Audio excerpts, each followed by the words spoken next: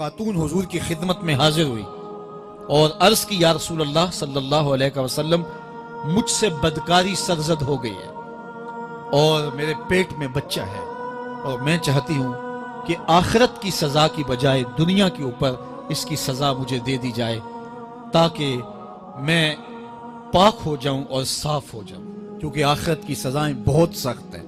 اللہ کے محبوب علیہ السلام نے جبریل امین سے ایک دن پوچھا تھا مجھے جہنم کے عذابوں کا ذکر سناؤ، تو عرض کی یا رسول اللہ صلی اللہ علیہ وسلم ہلکا ترین عذاب یہ ہے کہ جہنمی کے پاؤں میں آگ کے جوتے رکھے جائیں گے، باقی اس کے پورے بدن پہ آگ نہیں ہوگی، صرف آگ کے جوتے اس کو پہنائے جائیں گے، لیکن اس کی حدت، گرمی اور شدت اتنی ہوگی یغلی منہما دماغہ، اس کی شدت سے اس کا دماغ پگھل کر ناک اور کانوں کے ذریعے سے باہر آنا شروع ہو جائے گا۔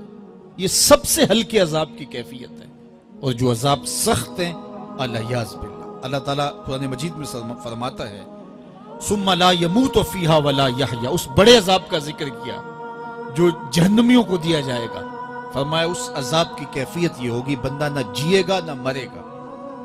جیے گا اس لیے نہیں کہ آگے اور پیچھے دائیں اور بائیں آگ ہی آگ ہوگی، تو اس آگ میں جینا کو جینا تو نہیں ہوگا، اور مرے گا اس لیے نہیں کہ موت کو موت آ چکی ہوگی۔ تو وہ کتنا سخت عذاب ہوگا الیاذ باللہ کہ ہلکے ترین عذاب کی کیفیت یہ ہے کہ پاؤں میں آگ کا جوتا اور دماغ پگھل کے ناک اور کانوں کے راستے سے باہر آ جائے۔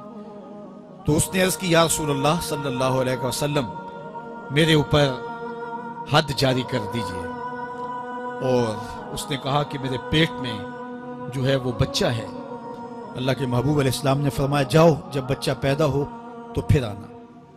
وہ چلی گئی، تو جب بچہ پیدا ہوا تو گود میں اٹھائے پھر حضور کی خدمت میں حاضر ہوئے اور عرض کی یا رسول اللہ یہ ہے بچہ جو میں نے گناہ کیا تھا، بدکاری کی تھی، آج یہ اس کی نشانی ہے۔ تو اللہ کے محبوب علیہ السلام نے فرمایا کہ اسے لے جاؤ اور اسے دودھ پلاؤ، اور جب یہ کچھ کھانے پینے لگ جائے گا تو پھر آنا۔ کچھ دنوں کے بعد وہ دوبارہ حاضر ہوئی اور اس نے اس بچے کے ہاتھ میں روٹی کا ٹکڑا دیا ہوا تھا اور عرض کی یا رسول اللہ دیکھ لیجئے اب یہ روٹی کھانے لگ گیا ہے۔ اللہ اکبر۔ تو اللہ کے محبوب نے فرمایا انہیں لے جاؤ اور جا کے انہیں سنگسار کر دو۔ اس کی یہ حد بنتی تھی، اس کو سنگسار کیا اور اس نے خود یہ سزا اپنے لیے قبول کی۔ تو یہ بات ذہن نشین کیجئے کہ یہ وہ لوگ تھے کہ جن سے کبھی کوئی گناہ سرزد ہو جاتا تو وہ جلد توبہ کرتے، اور اس کی بڑی سے بڑی حد اور سزا بھی ہوتی تو وہ بھی کاٹنے کے لیے تیار ہو جاتے۔ میں اور آپ دیکھیں کہ ہماری زندگی میں اگر گناہ ہیں اور ہمیں سچی توبہ کی توفیق بھی نصیب نہیں ہے اور آئندہ نہ کرنے کا عزم مصمم ہو، پکا ارادہ ہو کہ یہ گناہ زندگی میں دوبارہ نہیں کروں گا، الگ بات ہے کہ پھر دوبارہ اس سے سرزد ہو جائے، لیکن جب وہ توبہ کر رہا ہو تو اس وقت اس کا پختہ عزم ہو اور اس کے دل کے کسی گوشے میں نہ ہو کہ چلو میں توبہ کر لیتا ہوں اور پھر ہو گیا تو پھر کر لوں گا، پکا عزم ہو کہ دوبارہ یہ گناہ نہیں کروں گا۔ اور اگر زبان سے توبہ توبہ کر رہا ہو اور دل میں ہو کہ ٹھیک ہے یہ تو صبح بھی مجھ سے عمل بد سرزد ہونا ہے، تو اللہ تعالیٰ سے یہ مذاق کرنے والی بات ہے، اور اللہ تعالیٰ سے جو مذاق کرتا ہے وہ کہاں کھڑا ہے وہ خود سوچ لے۔ وہ کیا کسی نے کہا تھا کہ توبہ کی پھر توبہ کی پھر توبہ کر کے توڑ دی، میری اس توبہ پہ توبہ توبہ توبہ کر اٹھی۔ تو ایسی توبہ نہیں ہے کہ جو رسماً کسی مجلس میں چلے گئے، کسی اجتماع میں چلے گئے تو سب لوگوں نے توبہ توبہ کی تو وہ بھی توبہ توبہ کرتا رہا، لیکن اس کا عزم مصمم پختہ ارادہ نہیں تھا گناہوں کو چھوڑنے کا، تو یہ توبہ نہیں، یہ مذاق ہے۔ اس لیے اللہ کے حضور سچی توبہ یہ ہے کہ ماں قبل کے گناہوں سے مٹی کے گھروندے پاؤں پہ بناتا ہے اور انہیں مسمار کر دیتا ہے۔ وہ کبھی آپ نے دیکھا ہوگا کہ بچے ریت میں اپنا پاؤں رکھ کر کے اوپر سے ریت تھپک لیتے ہیں اور پھر پاؤں ہولے سے نکال لیتے ہیں، بچ جائے تو بڑے خوش ہوتے ہیں، اور جب کھیل ختم ہو جاتے ہیں تو اسے گرا دیتے ہیں اپنے ہاتھوں سے۔ بہلول بھی اسی شغل میں لگا ہوا ہے، بہلول یہ کام کر رہا ہے، گروندے بناتا ہے گراتا ہے، گروندے بناتا ہے گراتا ہے۔ بادشاہ گزرا، پوچھا بہلول کیا کر رہے ہو؟ ہنس کے کہا جنت کے مکان بنا رہا ہوں۔ کہا بیچتے ہو؟ ہاں بیچتا ہوں. کتنے کا؟ 10 روپے کا, سیل لگائی ہوئی ہے. بادشاہ مسکرا کے گزر گیا. دیوانہ ہے, مجنوں ہے, اپنی موج میں لگا ہے. پیچھے سے ملکہ زبیدہ بھی آ رہی تھی, اس نے بھی دیکھا. کہا بہلول کیا کر رہے ہو؟ کہا جنت کے مکان بنا رہا ہوں. کہا بیچتے ہو؟ ہاں 10 روپے کا بیچتا ہوں. 10 روپے بادشاہوں کے لیے کیا ہوتے ہیں؟ 10 درہم نکالے, اس کو دیا, اس نے دریائے دجلہ میں پھینک دیا. فقیر اتنی دیر تک فقیر نہیں بنتا. داتا صاحب فرماتے جب تک مٹی کا ڈھیلا اور سونے کی ڈلی اس کی نظر میں برابر نہیں ہو جاتا. اور ایک مکان کے گرد, ایک وہ گھروندے کے گرد دائرہ لگایا. کہا یہ تیرا ہوا. ملکہ گزر گئی, بادشاہ بھی چلا گیا. شام کو اپنے محل میں پہنچے. بادشاہ سویا, منظر جاگا کہ حشر کا دن ہے, پھر جنت کا منظر ہے. جنت میں بڑے بڑے خوبصورت مکان ہیں.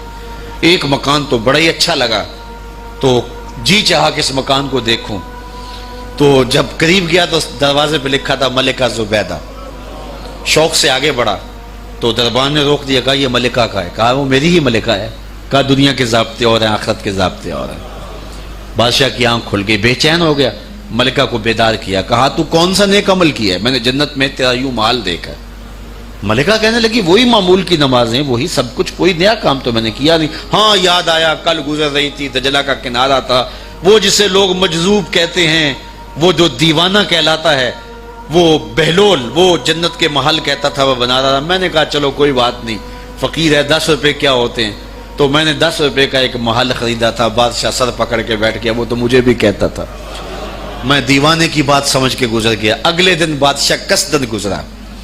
جب قصدن گزرا نا تو دل دھڑک رہا تھا کہ کہیں مجذوب پھر آج مل جائے اور اسی موج میں ہو تو کام بن جائے. دیکھا تو بہلول وہاں بیٹھا ہوا ہے. آگے بڑھ کے دیکھا تو کام بھی وہی. بادشاہ پھر رک گیا, پوچھا اب بہلول کیا کر رہے ہو؟ اب دل دھڑک رہا تھا کہ مجذوب ہے, کوئی اور بات کہہ دے تو چلو اچھا ہو کہ وہی جواب دے دے. اس نے وہی جواب دیا, جنت کے محل بنا رہا ہوں. بادشاہ کا کچھ دل ٹھہرا, پھر کہا اچھا بیچتے بھی ہو؟ ہاں ہاں بیچنے کے لیے بنا رہا ہوں. بادشاہ ادھر جیب میں ہاتھ ڈال رہا ہے اور ادھر پوچھ رہا ہے کتنے کا؟ کہا آدھی حکومت لگے گی. کہا کل تو 10 روپے کے بتا رہے تھے. کہا کل تم نے دیکھا نہیں تھا, آج سودا دیکھ کے لے رہے ہو. اللہ تعالیٰ ارشاد فرماتا ہے انما تنذر من اتبع الذکر وخشی الرحمن بالغیب, جو ان ڈٹھے سودے کرتے ہیں, جو بغیر دیکھ کے کرتے ہیں. اچھا چلو ایک خوشخبری میں آپ کو بھی سناؤں, اور وہ خوشخبری رسول اللہ کی زبان سے. حضور نے فرمایا طوبی لمن رآنی وآمن بی وطوبی 7 مرات من لم یرانی وآمن بی. فرمایا صحابہ تمہیں مبارک ہو ایمان کی کہ تم نے مجھے دیکھا اور میرے اوپر ایمان لائے. اور کہا انہیں 7 مبارکیں ہوں جنہوں نے مجھے دیکھا بھی نہیں ہوگا اور پھر بھی ایمان لائیں گے.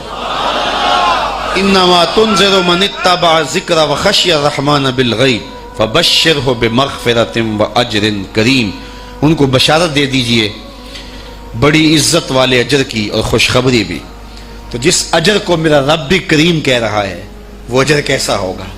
تو یہاں تو لہجہ دم توڑتا ہے اور الفاظ ساتھ نہیں دیتے کہ اجر کریم کی کیا تعریف کریں جس اجر کو میرے رب ہے.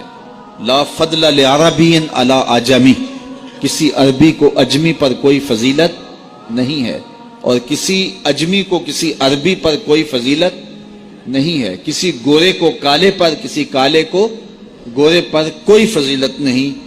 فضیلت کا معیار صرف تقوی ہے. ہمارے آج بھی ہندوانہ رسمیں ختم نہیں ہو رہی. دولت کی تقسیم پر, امیر غریب کی بنیاد پر اس معاشرے میں تقسیم موجود ہے. ہمارے دیہاتوں میں چودھری اور کمی کی بنیاد پر تقسیم موجود ہے. رعایا اور حکمرانوں کی بنیاد پر یہاں تقسیمیں موجود ہیں. لیکن میرے اور آپ کے آقا و مولا نے قیامت تک آنے والی انسانیت کے لیے جو منشور دیا وہ یہ تھا کسی عربی کو اجمی پر کوئی فضیلت نہیں, کسی اجمی کو عربی پر کوئی فضیلت نہیں, کسی گورے کو کالے پر کوئی فضیلت نہیں. چونکہ کالے رنگ بھی اللہ نے بنائے ہیں, گورے رنگ بھی اللہ نے بنائے. حکیم لقمان رنگ کے کالے تھے اور صورت اچھی نہیں تھی. تو کسی نے ان سے پوچھا کہ آپ اتنے بدصورت کیوں ہیں؟ تو حکیم لقمان نے کیا جواب دیا؟ کہا آپ شکل میں نقص نکال رہے ہیں یا شکل بنانے والے میں نقص نکال رہے ہیں؟ تو وہ خاموش ہو گیا. اللہ اکبر. تو یہ اللہ نے بنایا ہے نا, اس نے کانٹا بھی اس نے پیدا کیا ہے, پھول بھی اس نے پیدا کیا ہے, چہروں کی رنگت اس نے بنائی ہے, کسی میں کوئی رنگ بھر دیا, کسی نے کوئی رنگ بھر دیا. تو رنگوں کی بنیاد پر, نسب کی بنیاد پر کوئی افضل, کوئی اشرف, کوئی اعلیٰ, کوئی بد, یہ نہیں ہے, بلکہ معیار جو دیا گیا وہ کیا تھا؟ تقوی. ان اکرمکم عند اللہ اتقاکم, جو زیادہ متقی ہے اللہ کے نزدیک وہی معزز ہے, وہی معتبر ہے. پھر حضور علیہ الصلوۃ والسلام نے عورتوں کے بارے میں تاکید کی کہ وہ تمہاری زیر دست ہیں, ان کی ملک کچھ نہیں ہوتا اور کمزور ہیں, ان کے بارے اللہ سے ڈرنا. اور حضور نے ان کے ساتھ حسن سلوک کرنے کی وصیت کی. پھر غلاموں کے ساتھ حسن سلوک کرنے کا حضور نے درس دیا کہ جو خود کھاتے ہو وہ انہیں کھلاؤ, جو خود پیتے ہو انہیں پلاؤ, جو خود پہنتے ہو انہیں پہناؤ.